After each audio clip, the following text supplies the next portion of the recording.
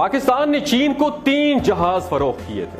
ایک جہاز موزے تنگ استعمال کرتے تھے. پاکستان کا ویزا کبھی چینی لوگوں کی سب سے بڑی خواہش ہوتا تھا. آپ کو شاید یہ جان کر حیرت ہوگی کہ ماضی میں پاکستان چین کی پہلی ونڈو ہوا کرتا تھا, پہلی کھڑکی ہوا کرتا تھا. چین نے پاکستان کے ذریعے دنیا کو دیکھنا شروع کیا. PIA پہلی انٹرنیشنل ایئر لائن تھی جس نے پہلی بار چین کی زرزمین کو چھوا تھا, جس کی لینڈنگ پر چین میں جشن منایا گیا.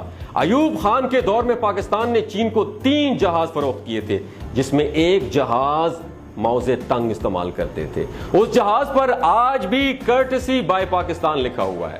پاکستان وہ واحد ملک تھا جس نے چینی مصنوعات کی امپورٹ کی اجازت دی تھی, اور ہم طویل عرصے تک چین کی ریزر اور سوئیاں استعمال کرتے رہے. پاکستان نے چین کے مسلمانوں کو حج اور عمرے کی سہولت بھی دی. چین کے حاجی بسوں کے ذریعے پاکستان پہنچتے تھے. پاکستان انہیں حجاز مقدس تک پہنچانے کا بندوبست کرتا تھا. پاکستان کا ویزا کبھی چین لوگوں کی سب سے بڑی خواہش ہوا کرتا تھا, لیکن دنیا میں آج چین ترقی کی انتہا کو چھو رہا ہے.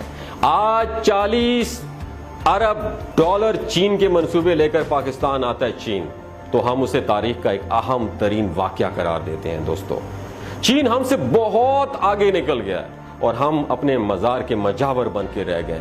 ہم نے کبھی چین کی ترقی اور اپنی تنزلی کا جامعہ تجزیہ ہی نہیں کیا.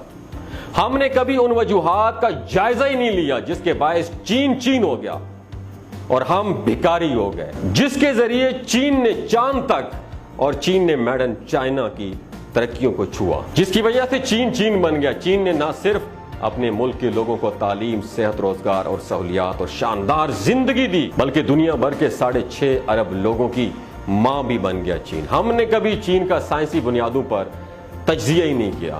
آپ کو شاید یہ جان کر حیرت ہوگی کہ پورے یورپ میں 39 ایسے شہر ہیں جن کی آبادی 10 لاکھ سے زیادہ ہے, کیونکہ چین نے پچھلے 30 برسوں میں 160 ایسے نئے شہر آباد کیے ہیں جن کی آبادی 10 لاکھ سے زیادہ ہے, اور ان میں دنیا کی تمام سہولیات میسر ہیں. آج مرسیڈیز کاروں کا سب سے بڑا کارخانہ چین میں ہے. آج یورپ, امریکہ, پاکستان میں ایسے پھل اور سبزیاں ملتے ہیں جن پر چین کا سٹکر لگا ہوا ہوتا ہے. آج دنیا کی 36,000 ملٹی نیشنل کمپنیاں چین میں فیکٹریاں لگانے پر مجبور ہیں, اور ہم نے کبھی چین کی ترقی کی وجوہات جاننے کی کوشش ہی نہیں کی, اور نہ ہی ایسے اپنے سوال کے شواہد اکٹھے کیے.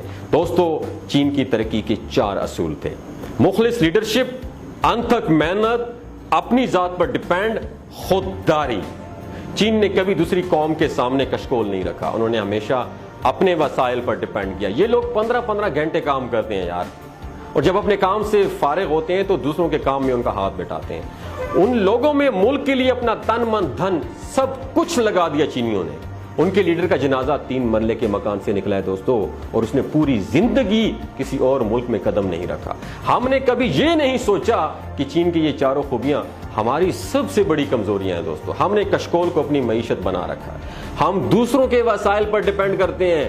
ہم دنیا میں سب سے زیادہ چھٹیاں کرنے والی قوم ہیں, اور ہماری ساری لیڈرشپ کی جڑیں ملک سے باہر ہیں. ان کی اولادیں اور گھر ملک سے باہر ہیں. ہم سانس تک ادھار لیتے ہیں دوستو.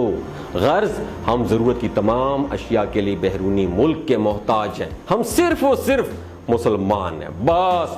اس کے علاوہ ہمارے ماتھے پہ کوئی بھی ٹھپا نہیں ہے. یہ 4 اصول مسنگ ہیں. ان میں ایک اصول بھی ہمارے آ جائے اور جذبہ ایمانی 7 کا تڑکا لگ جائے, یقین مانے دنیا کے اوپر راج کریں گے. راج. اللہ تعالیٰ سے دعا ہے کہ اللہ تعالیٰ ہمیں ایماندار لیڈرشپ, خوددار قوم, انتھک محنت اور ایمانداری کے ساتھ کام کرنے کی توفیق عطا فرمائے, تاکہ ہم بھی دنیا پر راج کر سکیں.